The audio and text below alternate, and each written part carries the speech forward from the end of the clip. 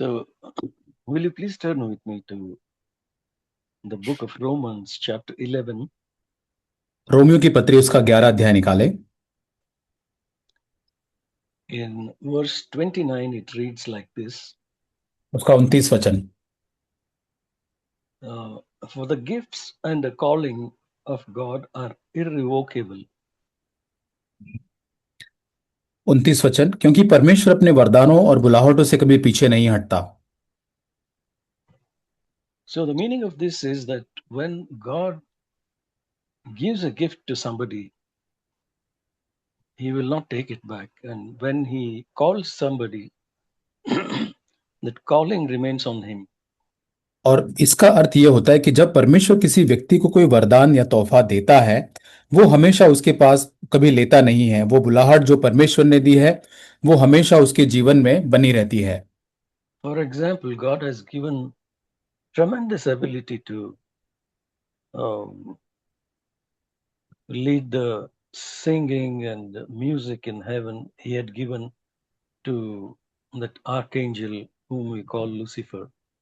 और जिसको हम प्रधान स्वर्गदूत लूसीफर के नाम से जानते हैं, परमेश्वर ने उसे बहुत ही अद्भुत तालंतों से भरा हुआ था, जो संगीत और बजाना और गीत, ये सारी बातों से वो भरा हुआ था। And when he fell away, God did not take it from him. और जब उस वो नीचे गिरा दिया गया, तब परमेश्वर ने उन तालंतों को वापस नहीं ले लिया। That's why you see that entertainment world and cinema industry and all that, it is thriving, and music, only music is thriving because God has not taken it from him. He controls that. Satan controls that. और इसी कारण से हम देखते कि आज मनोरंजन की दुनिया जो फिल्म है, फिल्म जगत है, संगीत जगत जो है, इन सारी बातों के अंदर शैतान जो है इन सारी बातों के ऊपर नियंत्रण करता है, और ये आगे फलते और फूलते नजर आते हैं। And it also says that the calling of God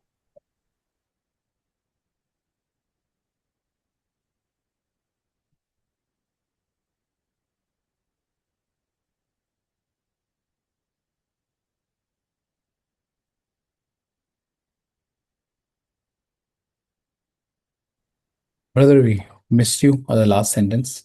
yeah. No, the second thing is the calling of God is also irrevocable, it says. और दूसरा यहाँ पे जैसे लिखा है कि परमेश्वर की जो बुलाहट है, वो भी कभी पीछे नहीं हटती है, वो कभी भी ले नहीं जाती।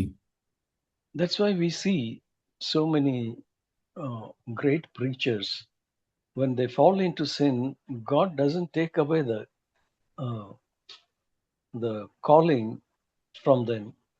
और इसलिए हम बड़े बड़े प्रचारकों के बारे में सुनते और देखते हैं कि जब वे पाप में गिरते हैं, फिर भी परमेश्वर हमको हम नहीं देखते कि परमेश्वर उनसे उस बुलाहट को वापस ले लेता हो।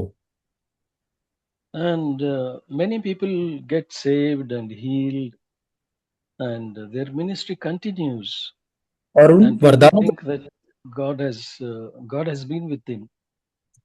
और परमेश्वर उन वरदानों को वापस नहीं लेता है। उनके सेवकाई के द्वारा कई लोग चंगाई प्राप्त करते, बहुत सारे चमत्कार और ऐसी बातें होती है।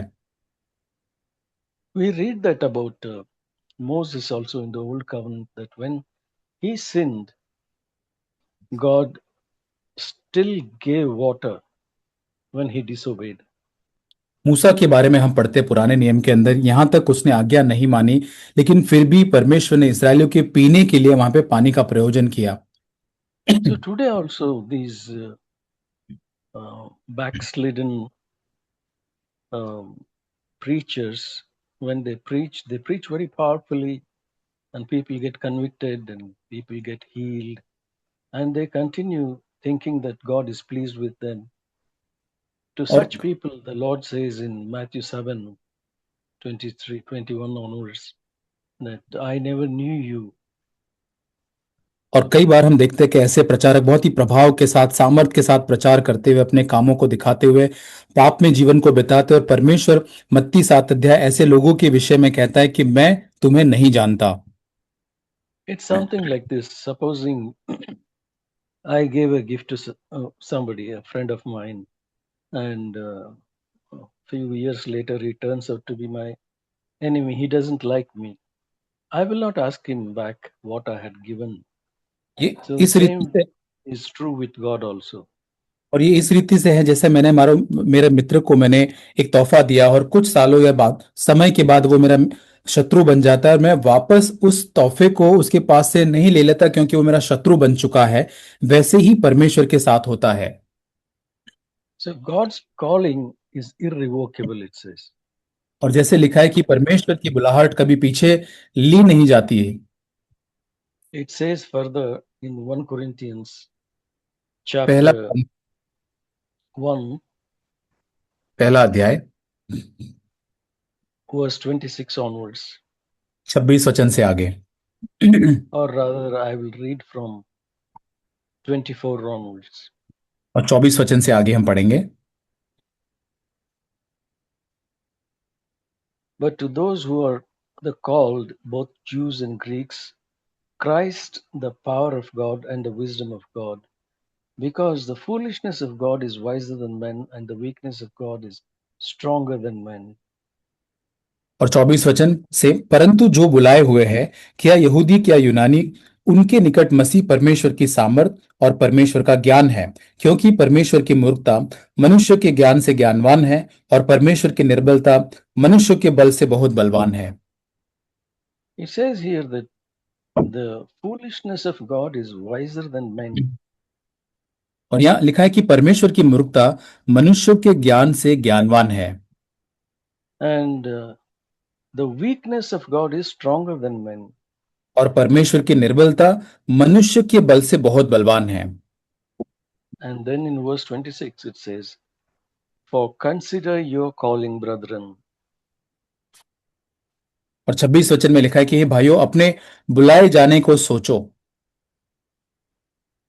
That there were not many wise according to the flesh, not many mighty, and not many noble. और न शरीर के अनुसार बहुत ज्ञानवान और न बहुत सामर्थी और न बहुत कुलीन बुलाए गए, But God has chosen the foolish things of the world to shame the wise, and God has chosen the weak things of the world to shame the things which are strong. परंतु परमेश्वर ने जगत के मूर्खों को चुन लिया है कि ज्ञानियों को लज्जित करे, और परमेश्वर ने जगत के निर्बलों को चुन लिया है कि बलवानों को लज्जित करे।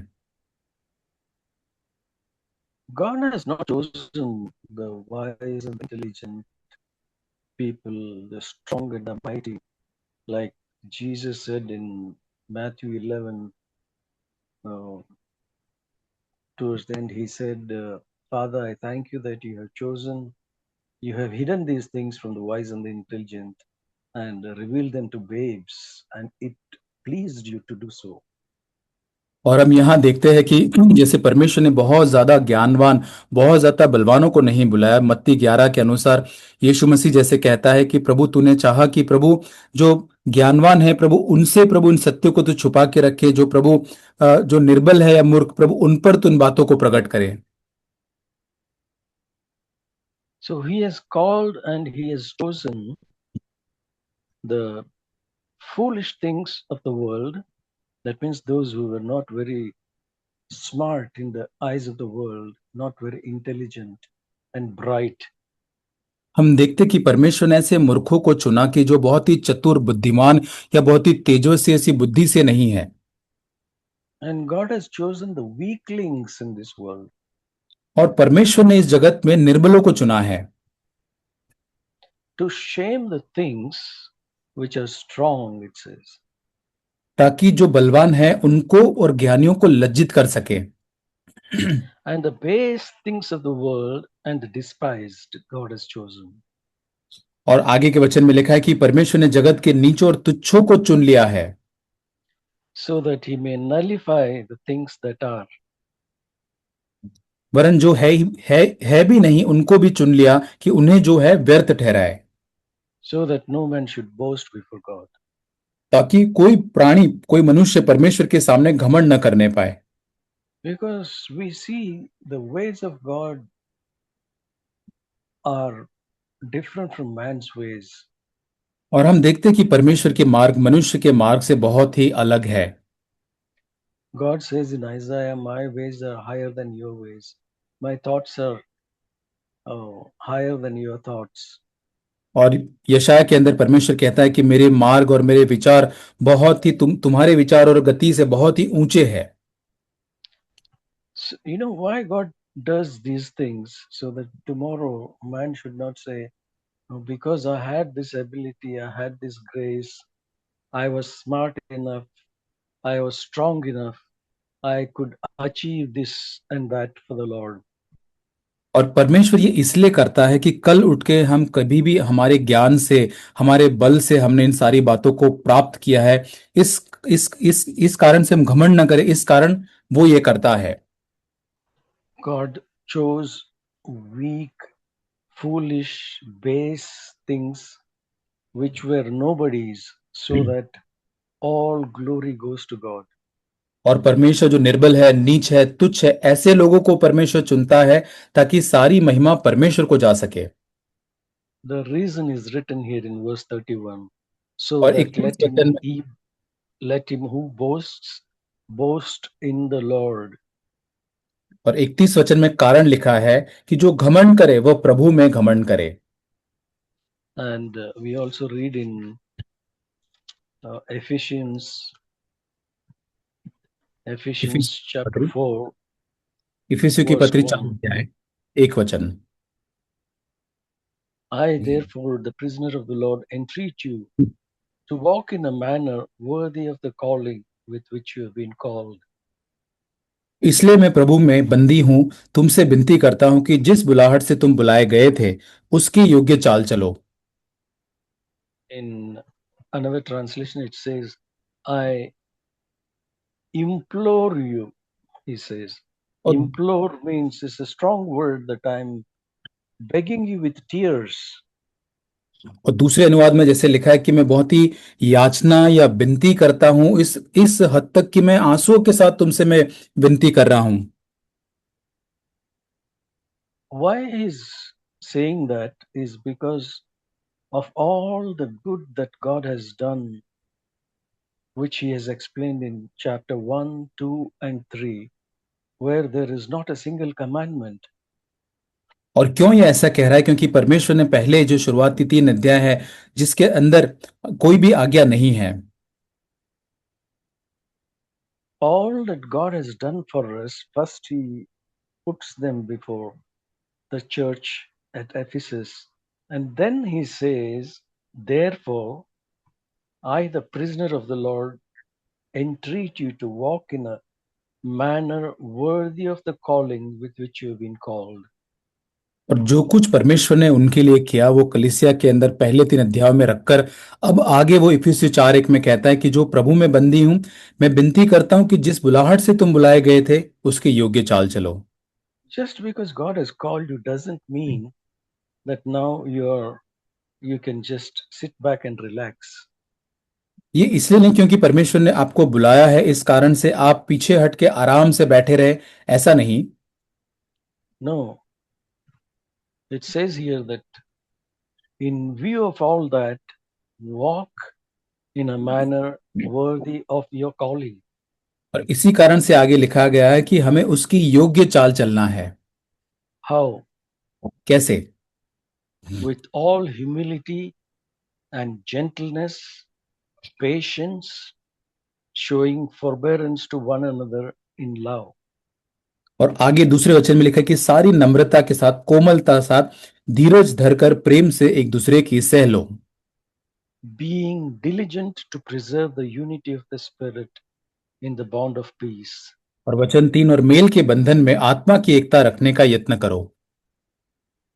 And verse 7 it says, to each one of us grace was given according to the measure of Christ's gift. और वचन 7, पर हम में से हर एक को मसीह के दान के परिमाण के अनुग्रह मिला है। So each one of us, especially all those who have repented and put their trust in the Lord and are walking in the light, we need to understand and realize that each one of us has received grace from the Lord and also a gift from the Lord, according to this verse. और हम में से जितनों ने मन फिराया, प्रभु पर हम भरोसा करते और उस ज्योति में जब हम चलते हैं, हमें इस बात को जानना इस वचन के अनुसार कि हमें एक तोहफा और एक अनुग्रह हमको प्राप्त हुआ है। And in verse 4 again it says, there is one body and one spirit, just as also you were called, again that word called, in one hope of your calling. वचन 4 में, एक ही देह है और एक ही आत्मा, जैसे तुम्हें जो बुलाए गए थे अपने बुलाए जाने से एक ही आशा है। यहां पर भी बुलाए जाने का शब्द यहां आता है। Remember, brothers and sisters, we have been called with a holy calling. और भाइयों बहनों, इस बात को याद रखें कि हम पवित्र बुलाहट से बुलाए गए हैं। We read in 2 Thessalonians chapter 1 verse 11. दूसरा थिस्सलुनीकियों 1 अध्याय वचन 11, It says, to this end also we pray for you always, that our God may count you worthy of your calling and fulfill every desire for goodness and a work of faith with power. और 11 वचन, इसलिए हम सदा तुम्हारे निमित्त प्रार्थना भी करते हैं कि हमारा परमेश्वर तुम्हें इस बुलाहट की योग्य समझे और भलाई की हर एक इच्छा और विश्वास के हर एक काम को सामर्थ्य सहित पूरा करे। Paul's prayer for the Thessalonians is that God may count you worthy of your calling, the calling और with which God has called you. God may count you worthy to fulfill every desire for goodness and the work of faith with power. पौलुस की यही प्रार्थना और इच्छा यहाँ पर होती है कि परमेश्वर तुम्हें उस बुलाहट के योग्य समझे और हर भलाई की हर एक इच्छा और विश्वास के हर एक काम को तुम पूरा कर सको। Why? Not because we want to glory in anything, और but ये इसलिए नहीं कि हम किसी और चीज में महिमा करना चाहते हैं, in order that the name of the Lord Jesus Christ may be glorified in you and you in him, according to the grace of our God, the Lord Jesus Christ. Verse 12. वचन 12 कि हमारे परमेश्वर प्रभु यीशु मसीह के अनुग्रह के अनुसार हमारे प्रभु यीशु का नाम तुम में महिमा पाए और तुम उसमें। And we also read in 2 Timothy 1:4. दूसरा तिमोथी 1:4, 1:9. 1 अध्याय वचन 9, It says, God has saved us and called us with a holy calling, not और according to our works, but according to his own purpose and grace, which was granted us in Christ Jesus from all eternity. जिसने हमारा उद्धार किया और पवित्र बुलाहट से बुलाया, और यह हमारे कामों के अनुसार नहीं पर अपनी मनसा और उस अनुग्रह के अनुसार है जो मसीह यीशु में अनादिकाल से हम पर हुआ है। See, it's a very great verse, says that God saved us and called us with a holy calling, not और ये according to our works, not because we did something good to deserve that, but according to his own purpose and his grace, which was granted to us in Jesus Christ from all eternity, it says. और जैसे इस वचन में लिखा है कि परमेश्वर ने हमारा उद्धार इसलिए किया ताकि हम पवित्र बुलाहट से हम बुलाए गए हैं, और ये हमारे कामों के अनुसार नहीं, इसलिए नहीं कि हमने एक अच्छे और भले काम के इस कारण से नहीं, पर परमेश्वर के उद्देश्य और अनुग्रह के अनुसार ये हुआ है, और ये भी जो मसीह यीशु में अनादिकाल से हम पर हुआ है। Anadi Kalse means before the foundation of the world. You can compare that verse with Ephesians 1:4. और इफिसियों 1:4, जैसे अनादिकाल जो है जगत की उत्पत्ति से पहले है, इफिसियों 1:4 में जैसे लिखा है, Just as he chose us in Christ before the foundation of the world, that we should be holy and blameless before him. जैसा उसने हमें जगत की उत्पत्ति से पहले उसमें चुन लिया कि हम उसकी दृष्टि में पवित्र और निर्दोष हो जाए। What is the reason why God called and chose us? इसका क्या कारण है कि परमेश्वर ने हमको बुलाया और हमको चुना है, And that too before the foundation of the world, it says. और यहाँ पे जैसे लिखा है वो भी जगत की उत्पत्ति से पहले उसने ये किया है। That means even before he said, let there be light, and before he created Adam and Eve, we were conceived in the mind of God in eternity और past. इसका मतलब है कि ज्योति या संसार बनाने से पहले, आदम और हवा की उत्पत्ति से पहले, जगत की उत्पत्ति से पहले हमें उस अनंत काल की दृष्टिकोण में परमेश्वर ने हमें बुलाया। What a great plan that God the Father has for us. और कितना एक बहुत ही महान, एक अद्भुत योजना पिता परमेश्वर हमारे लिए रखता है। We are not just some random chance in this world, but specifically chosen by God and called by God. और हम कोई आकस्मिक ऐसे ही आ गए वैसे नहीं है, लेकिन हम खास करके विशेष रूप से परमेश्वर के द्वारा चुने गए हैं और बुलाए गए हैं। We also read in Hebrews chapter 3, verse 1. इब्रानियों की पत्री 3 अध्याय वचन 1। Therefore, holy brethren, partakers of a heavenly calling. It's not earthly calling. God has called us with heavenly calling. Consider Jesus the apostle and high priest of our confession. We have been called with a heavenly calling.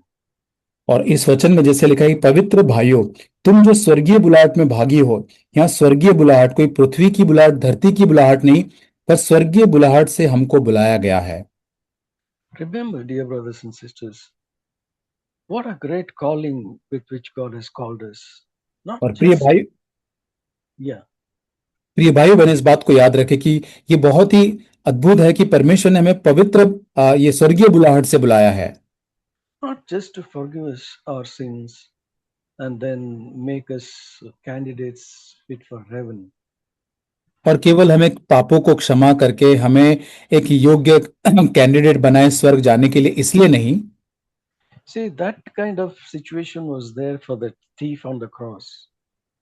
और ये परिस्थिति जो है, वो जो चोर जो लटका हुआ था क्रूस के ऊपर, उसके लिए थी। He found mercy, he got saved, and he died the same day, and he was in paradise with Jesus. और उसके ऊपर दया हुई, उसका उद्धार हुआ, और उसी दिन उसकी मृत्यु होती है और स्वर्ग लोक में वो ये परमेश्वर के साथ होता है। But none of us dies the day we were converted. और हम में से कोई भी जब हमारा नया जन्म या हम परिवर्तित हुए थे, उस दिन ही हमारी मृत्यु नहीं हुई। After we've been converted, God has given us number of years to live. और हमारा उद्धार होने के बाद परमेश्वर ने कई सारे वर्ष हमको दिए जीने के लिए। And he has told us and given us an example as to how we can live in Christ. और उसने हमें एक उदाहरण दिया और कहा है कि हम कैसे यीशु मसीह में एक उदाहरण प्राप्त करके जीवन जी सकते हैं। Because he sent Jesus in our flesh and he lived a life in the flesh without a single sin. और यीशु मसीह के बारे में कि यीशु मसीह इसी देह के अंदर शरीर के साथ जीवन को जिया और कोई पाप रहित, कोई भी पाप उसमें नहीं था। And all the resources that Jesus had have been given to us to walk on this earth like him.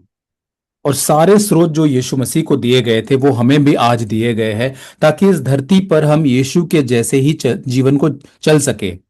That's the reason why Jesus came to earth, not just only to die for our sins, but also to live, to do the will of God and leave an example for us.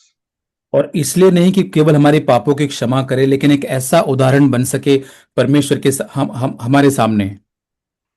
So we have no excuse. We can't say, oh, Jesus was special and I'm only a human. Jesus also was human. और हम कभी भी ये नहीं कह सकते कि परमेश्वर तो परमेश्वर था, यीशु मसीह तो परमेश्वर था, लेकिन यीशु मसीह एक व्यक्ति या मानव था। It says he became like us, और कहा है कि वो हमारे जैसे बन गया, took on flesh and blood, और उसने पूरी तरह से वो मांस और लहू को लिया अपने ऊपर, and lived in the fear of God all day long. और सारे दिन उसने परमेश्वर के भय में जीवन को जिया। And Paul also, after he got converted, to the best of his ability, he says, I have kept a good conscience both before God and man up until this day. और पौलुस भी जब उसका नया जन्म हो जाता है उद्धार के बाद भी वही कहता है कि मैं जानता हूं उतना उत्तम रीति से मेरा विवेक परमेश्वर और लोगों के सामने भी मैंने बनाए रखा है। He says that in Acts chapter 23 and Acts chapter 24. और प्रेरितों के काम 23 और 24 अध्याय के अंदर वो ऐसा कहता है। And towards the end of his life, he says, I have kept the faith, I have finished the course. और उसके जीवन के अंत में कहता है कि मैंने विश्वास रखा और मैंने उस दौड़ को पूरा किया है। I have run the race, I have fought a good fight. और मैंने उस दौड़ को दौड़ा है और मैंने उस कुश्ती को लड़ा है। So he finished his life like Jesus lived. और उसने भी उसी प्रकार अपने जीवन को अंत किया जैसे यीशु मसीह ने जीवन को जिया था। And Paul says many times in his epistles, follow my example. और पौलुस कई बार अपनी पत्रियों में कहता है कि मेरा अनुसरण करो। So he was not telling in false humility, don't look at me, look at Jesus. और वो ऐसी झूठी नम्रता की बात नहीं कर रहा था कि मेरी ओर मत देखो, यीशु की ओर देखो केवल। So he lived the life that God had called him to live. और ये परमेश्वर ने जो बुलाहट से उसको बुलाया था उस बुलाहट के अनुसार उसने जीवन को जिया। Lived in such a way that God was pleased with him also, like he was pleased with Jesus. इस प्रकार से उसने जीवन को जिया जैसे परमेश्वर यीशु मसीह के जीवन से प्रसन्न था वैसे पौलुस के जीवन से भी प्रसन्न था। We further read in 2 Peter. दूसरा पत्रस 2 Peter 1 पहला अध्याय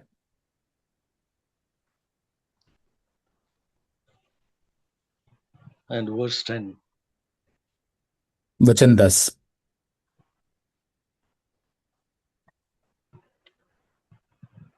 Again, that verse starts with therefore. और ये वचन जो है इस कारण से इस शब्द से शुरुआत होता है। Therefore, brethren, be all the more diligent to make certain about your calling and choosing you. As long as you practice these things, you will never stumble.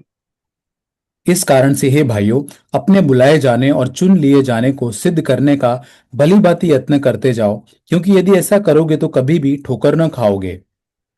What is the reason? कारण क्या है? Why he says therefore? और ये इस कारण, उसका कारण क्या है जो 10 वचन के आरंभ में लिखा है? Then we have to go back to what he says earlier. और उस कारण को जानने के लिए उसके पहले के वचन में हमें जाना पड़ेगा। Verse 3.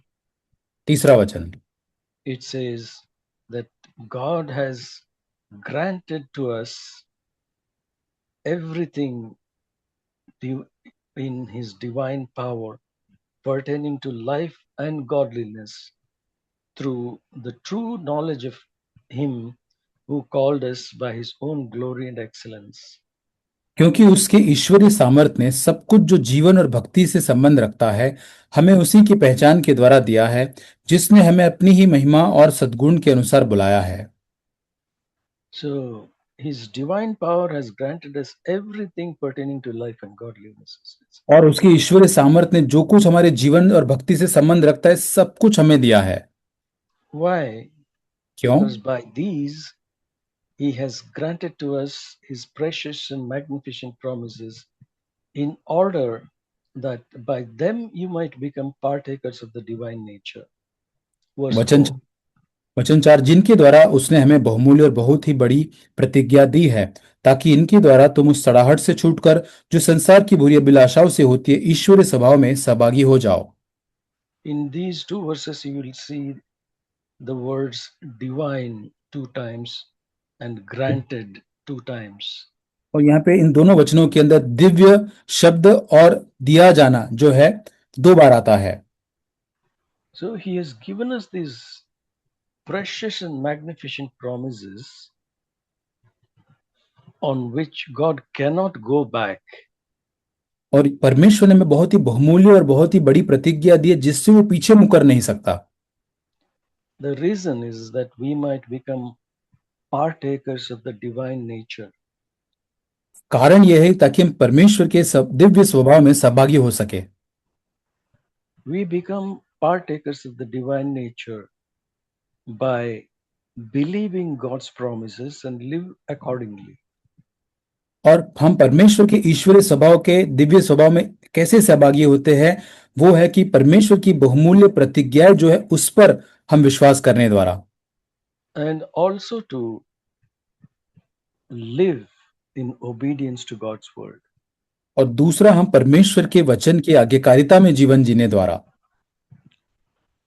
See, God has not only given us commandments, He has given us help and grace. परमेश्वर ने हमें केवल आज्ञा नहीं दी, लेकिन हमें सहायता दी है, हमें अनुग्रह दिया है। We can read that in Hebrews 4:15 and 16. इब्रानियों 4:14 और 15। It says, we do not have a high priest who cannot sympathize with our weaknesses, but one who has been tempted in all things as we are, yet without sin. वचन 15, क्योंकि हमारा ऐसा महायाजक नहीं जो हमारी निर्बलताओं में हमारे साथ दुखी न हो सके, वरन वह सब बातों में हमारे समान परखा तो गया तो भी निष्पाप निकला। It says he was tempted और यहाँ in लिखा है कि वो all परखा things गया, exactly like us. हमारे ही समान सारी बातों के अंदर वो परखा गया, प्रलोभित हुआ। And in verse 2:18 also we read the similar thought. For since Christ himself was tempted in that which he has suffered, he is able to come to the aid or help of those who are tempted. Brother, which verse brother? 2:18. तो इब्रानियों 2:18 के अंदर हम इस वचन को देखते हैं, क्योंकि जब उसने परीक्षा की दशा में दुख उठाया तो वो उनकी भी सहायता कर सकता है जिनकी परीक्षा होती है। And he was tempted and he cried out to God and he received grace and help. Therefore, it says in verse 16 of chapter 4, let us also draw near with confidence to the throne of grace that we may receive mercy for our past sins and grace to help us in future times when we are और going इसी to कारण से जब यीशु मसीह प्रलोभित होता है तो ऊंचे स्वर से पुकार पुकार कर वो परमेश्वर से प्रार्थना गिड़गिड़ाता है। और इब्रानियों 4:16 में वो फिर कहता है, इसलिए आओ हम अनुग्रह के सिंहासन के निकट साहस बांधकर चले कि हम पर दया हो और वह अनुग्रह पाए जो आवश्यकता के समय हमारी सहायता करे। So God has not left us to fend for ourselves here. और यहाँ पर परमेश्वर ने हमें अपने आप के लिए नहीं छोड़ दिया है, He has promised to be with us. और उसकी आज्ञा हमारे साथ, उसकी प्रतिज्ञा हमारे साथ है। Not only he has promised to be with us, he has also promised to help us in our time of need.